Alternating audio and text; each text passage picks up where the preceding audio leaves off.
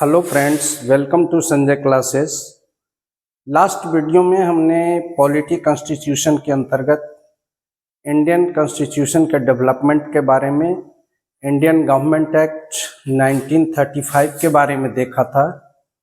आज इस नए वीडियो में आपको साइंस एंड टेक्नोलॉजी के अंतर्गत फिजिक्स से करंट इलेक्ट्रिसिटी के बारे में देखेंगे।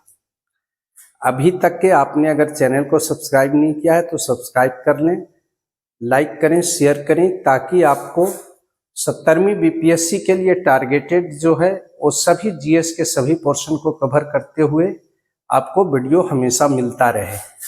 चलिए आज हम शुरू करते हैं फिजिक्स में करंट इलेक्ट्रिसिटी। सबसे पहला सवाल उठता है कि करंट इलेक्ट्रिसिटी है क्या। करंट इलेक्ट्रिसिटी इसको हम कह सकते हैं कि फ्लो ऑफ चार्ज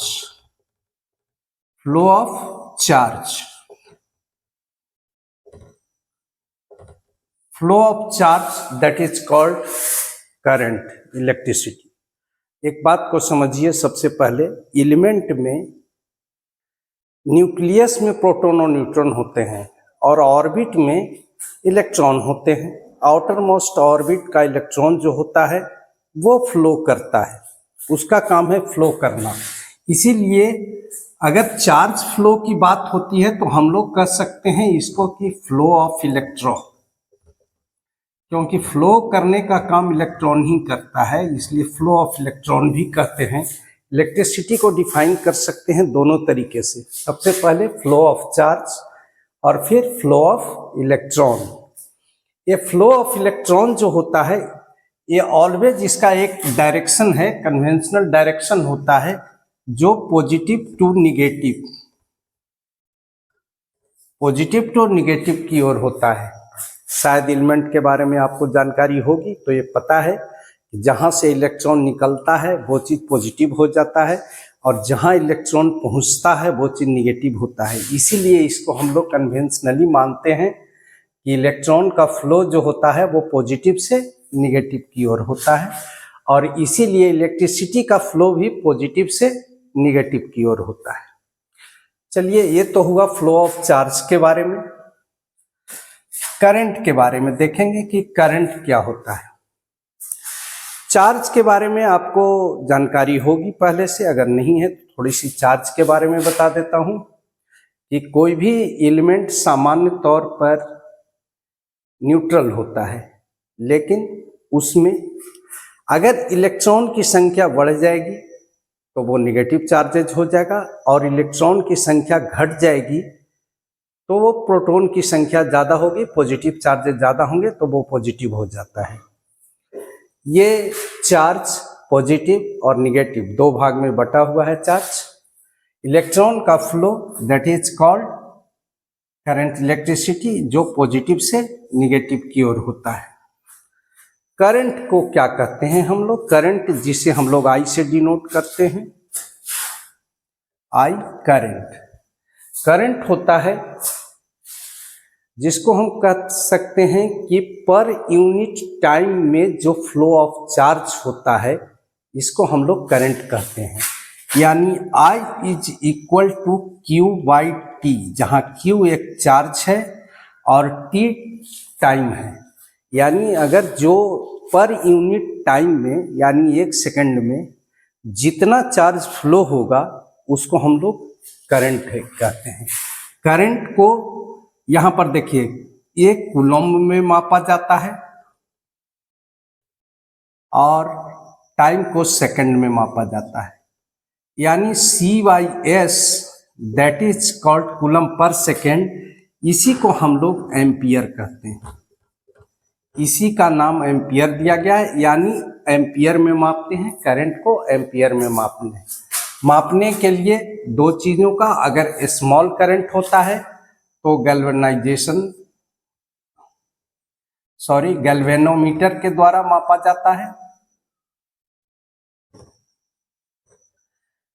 बाकी के लिए अमीटर का प्रयोग करते हैं।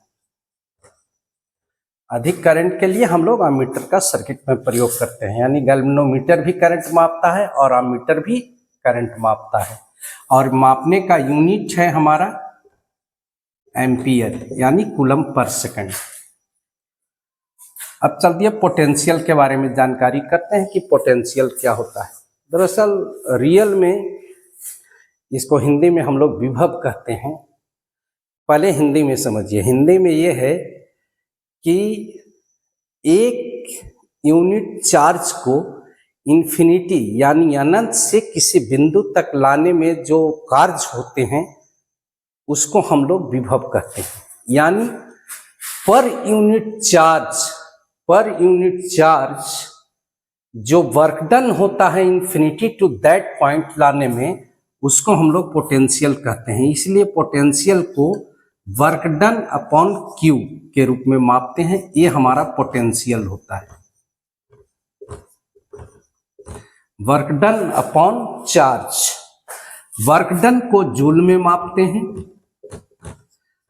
और चार्ज को कूलम में मापते हैं। यानी जूल बाई कूलम, इसी को हम लोग वोल्ट कहते हैं।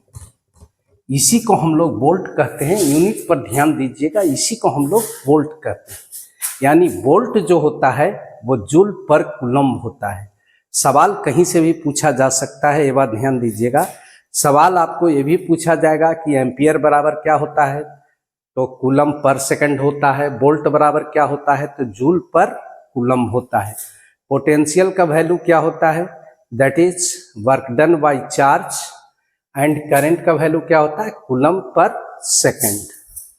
किसी भी दो बिंदु या किसी भी दो पॉइंट के बीच में वर्क डन अलग अलग होता है। दोनों के बीच में जो डिफरेंसेस होते हैं पोटेंशियल का, ए और बी दो पॉइंट हैं, दोनों के बीच में जो पोटेंशियल का डिफरेंस होता है इसी को हम लोग पोटेंशियल डिफरेंस कहते हैं। पोटेंशियल डिफरेंस कहते हैं। ये पोटेंशियल डिफरेंस जो होता है इसको भी हम लोग वोल्ट में मापते हैं, क्योंकि दोनों ही वोल्टेज में मापा जाता है, इसलिए उसका डिफरेंस भी वोल्ट होता है। यानी पोटेंशियल डिफरेंस, दो पॉइंट के बीच में जो पोटेंशियल का डिफरेंस होता है उसको पोटेंशियल डिफरेंस कहा जाता है। ये इसका बेसिक, इलेक्ट्रिसिटी का बेसिक चीजें हैं, जहां से निकल करके आती है कि एम्पियर क्या होता है, वोल्ट क्या होता है, करंट क्या होता है, पोटेंशियल डिफरेंस क्या होता है, जिसको सामान्य तौर पर हम लोग वोल्टेज के रूप में जानते हैं। हम लोग समझते हैं वोल्टेज जिसको कहते हैं वो होता है। चलिए, ये तो हुआ पोटेंशियल डिफरेंस के बारे में। अब इसका जो सवाल पूछा जाता है नॉर्मली, ये सवाल होता है ओम्स लॉ से। ओम नेचुरली पता ही होगा, ओम्स वैज्ञानिक का नाम है जिनके नाम पर जिन्होंने लॉ दिया था, इस लॉ का नाम पड़ा ओम्स लॉ। ओम्स लॉ कहता है, ओम्स लॉ क्या कह रहा है, ध्यान से सुनिए। ओम्स लॉ कहता है कि किसी भी सर्किट में करंट का जो फ्लो होता है वो वोल्टेज के डायरेक्टली प्रोपोर्शनल होता है। यानी I proportional to V, I proportional to V, current proportional to voltage. इसको इक्वल करने के लिए एक कांस्टेंट का प्रयोग होता है जिसको हम लोग R कहते हैं, जो डिवाइडेड में होता है। यानी I equal to V by R। R ए डिपेंड करता है कंडक्टर के ऊपर में, और कंडक्टर के क्वालिटी के ऊपर में डिपेंड करता है, जिसको हम लोग डिनोट करते हैं रेजिस्टेंस के रूप में। रेजिस्टेंस के रूप में इस्तेमाल करते हैं। यानी I equal to V by R। इसको तीन फॉर्म में लिखा जा सकता है, V बराबर IR and R equal to V by I। इसका मतलब है कि रेजिस्टेंस जो होता है वो वोल्टेज और करंट के प्रोपोर्शन के बराबर होता है। यानी जैसा वोल्टेज होगा और जैसा करंट होगा, दोनों का जो रेशियो होगा उसको डिनोट करेंगे हम लोग R के रूप में। नेक्स्ट जो क्लासेज होगी, नेक्स्ट जो वीडियो होगा, इस वीडियो में आपको हम रेजिस्टेंस पर पूरा एक चैप्टर होगा, जिसमें रेजिस्टेंस क्या है, किस चीज़ पर डिपेंड करता है, या फिर उसको सीरीज और पैरेलल में जोड़ने से क्या उसका इक्विवेलेंट रेजिस्टेंस निकलता है, या टेम्परेचर बढ़ाने घटाने से रेजिस्टेंस पर क्या फर्क पड़ता है, नेक्स्ट वीडियो में आपको बताया जाएगा। यहाँ पर सिर्फ ये जानिए रेजिस्टेंस। रेजिस्टेंस क्या होता है? रेजिस्टेंस किसी भी कंडक्टर या किसी भी मटेरियल में इलेक्ट्रॉन के फ्लो होने में जो रुकावट डालती है, चूंकि वो बॉन्ड से बंधा हुआ रहता है और इलेक्ट्रॉन आसानी से फ्लो नहीं करता। जब हम पोटेंशियल डिफरेंस करते हैं तब करंट का फ्लो शुरू होता है, यानी जो रुकावट होती है उसी को हम लोग रेजिस्टेंस कहते हैं। रेजिस्टेंस वोल्टेज और करंट के प्रोपोर्शनल के बराबर होता है, ये रेजिस्टेंस, और इसी को हम लोग कहते हैं Ohm's law. Ohm's law that is V equal to I R, I बराबर V बाई आर या R बराबर V बटा I, ये होता है रेजिस्टेंस के बारे में। यहाँ पर हम लोग को अक्सर सवाल पूछा जाता है इससे, अगर I V R में से 2 दिया हुआ है तो तीसरा आसानी से हम लोग निकाल सकते हैं, इसमें कोई दिक्कत नहीं होनी चाहिए। 2 दिया हुआ है, तीसरा निकाल सकते हैं। नेक्स्ट क्लासेस में इससे भी आगे बढ़ेंगे तो फिर वाटेज वगैरह के बारे में पढ़ेंगे हम लोग कि वाटेज क्या होती है, यानी पावर क्या होता है, पावर के बारे में पढ़ेंगे। और इससे आगे इसका मैग्नेटिक इफेक्ट वगैरह भी पढ़ेंगे, हर चीज को देखेंगे।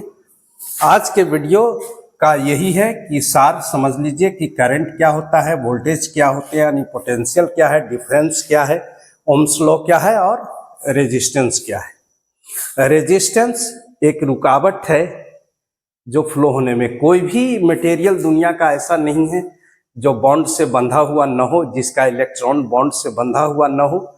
जब वो फ्लो करना चाहेगा तो तभी फ्लो करेगा जब एक ऐसी एनर्जी उस पर काम करेगा जो उसके बॉन्ड को तोड़ सके, तोड़ करके इलेक्ट्रॉन को फ्लो करा सके। इसीलिए जब हम लोग रेजिस्टेंस की बात करते हैं तो रेजिस्टेंस के बारे में आगे हम लोग नेक्स्ट वीडियो में चर्चा करेंगे। अभी तक आपने अगर चैनल को सब्सक्राइब नहीं किया है तो सब्सक्राइब कर लें, लाइक करें, शेयर करें, ताकि आपको हमेशा वीडियो मिलता रहे। Again thank you.